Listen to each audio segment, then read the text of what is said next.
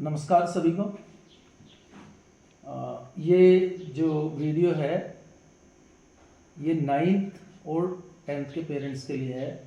वास्तव में पिछले लगभग 15 से 20 दिन हुए होंगे 9th और 10th को, मतलब जैसे एक्चुअल में सभी को वर्क दिया जाता है क्लास 1 से लेके क्लास 8 तक या सभी स्कूल में दिया जाता है, ऐसे ही हम भी यहाँ पर 9th और 10th के बच्चों को एक प्रॉपर वे में होमवर्क देते हैं।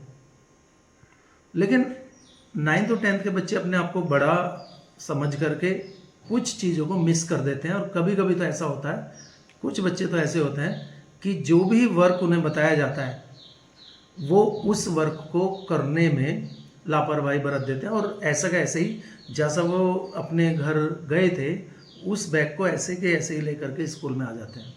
आपने देखा होगा वीडियोस के द्वारा कि दीपक जी लगातार बच्चों को अपने पास बुला रहे हैं और पूछ रहे हैं कि कल आपने जो प्रैक्टिस की है, ये बड़े बच्चों को रोज़ाना वर्क तो लिखने का नहीं मिलेगा, कभी याद करने का मिलेगा। और अगर याद करने का और लिखने का भी नहीं मिलता है तो उनके पास इतना सारा काम है कि वो जो पीछे हमने उन्हें कराया है उसकी प्रैक्टिस करें।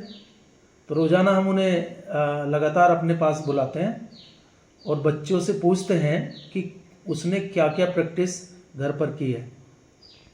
देखा गया है कि मोस्टली जो बच्चे हैं वो किसी ना किसी बहाने को बना करके किसी ना किसी तरीके से हमें डाइवर्ट करने की कोशिश करते हैं। आपको ये पता चल गई होगी बातें। बहुत सारी मेहनत लगती है, समझाया भी जाता है कि आपके लिए कितना ज़रूरी है प्रैक्टिस। आप सभी जानते होंगे कि प्रैक्टिस के बगैर कुछ होने वाला नहीं है। एक टीचर ने जो चीज़ें पढ़ाई हैं, अगर बच्चा उसकी प्रैक्टिस घर पर नहीं करेगा तो रिज़ल्ट हमारे मन मुताबिक नहीं आएगा। जो पेरेंट्स और एक टीचर चाहता है कि उनके बच्चे का रिज़ल्ट सही आए, बोर्ड के, स्पेशली बोर्ड का जो परीक्षा है उसमें, लेकिन अगर बच्चा उसके जो टाइम मांगा जाता है बोर्ड की परीक्षा के द्वारा, अगर वो टाइम नहीं देगा तो रिज़ल्ट नहीं आ पाएगा। हम आपसे यही निवेदन करते हैं कि कृपया रोज़ाना अपने बच्चे से पूछें जो आज आपको काम बताया गया है आपने अपनी रफ कॉपी में या फेयर कॉपी में किया है या नहीं किया है। आप इतना तो देख ही सकते हैं, क्योंकि पढ़ाना काम हमारा है लेकिन प्रैक्टिस करना बच्चे का काम है। और आपको चेक करना, आप रात को सपोज़ करिए 8-9 बजे तक अपने काम से वापस आते हैं, किसान आदमी है, वो अपने काम से वापस आया है शाम को, तो कम से कम अपने बच्चे की नोटबुक चेक कर लें कि आज की डेट में आपने क्या प्रैक्टिस की है। अगर बच्चा, देखो इतनी ज़्यादा प्रैक्टिस तो हो ही जाती है कि लगभग 8-10 पेज बच्चा हर सब्जेक्ट का मिला करके कर ही लेता है।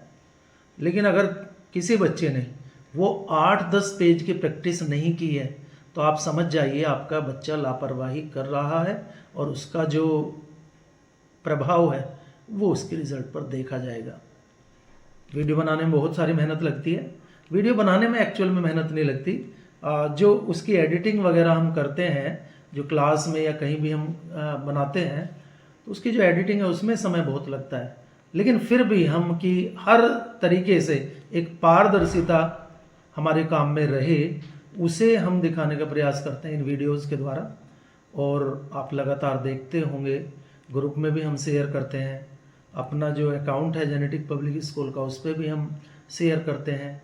मतलब हर माध्यम से, कभी कभी हम फ़ोन करके भी आपको इन्फॉर्म करने का प्रयास करते हैं। तो सारे के सारे जो एक विद्यालय के पास साधन होते हैं हम उन सब का उपयोग करके आपको अवगत कराने का प्रयास करते हैं।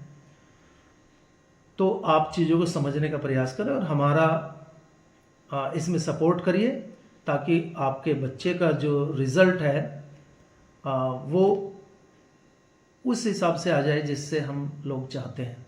बच्चे को समझाएं समय समय पर और उसे बताएं कि 10वीं जो क्लास है वो कितनी इम्पोर्टेंट उनकी लाइफ में होती है। तो यही चीज़ें हैं, अगर हम सब मिल कर के काम करते हैं, तीनों के तीनों मिल कर के काम करते हैं तो चीज़ें और आसान हो जाती हैं।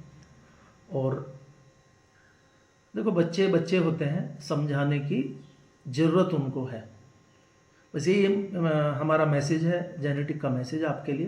तो प्लीज़ सपोर्ट करिए इस चीज़ के लिए, और इनडायरेक्टली आपका ही सपोर्ट है वो। बहुत बहुत धन्यवाद। और बस यही कहना चाहता हूँ कि इस बात को ज़रा गौर करिए, कहीं ना कहीं फ़ायदा ज़रूर होगा।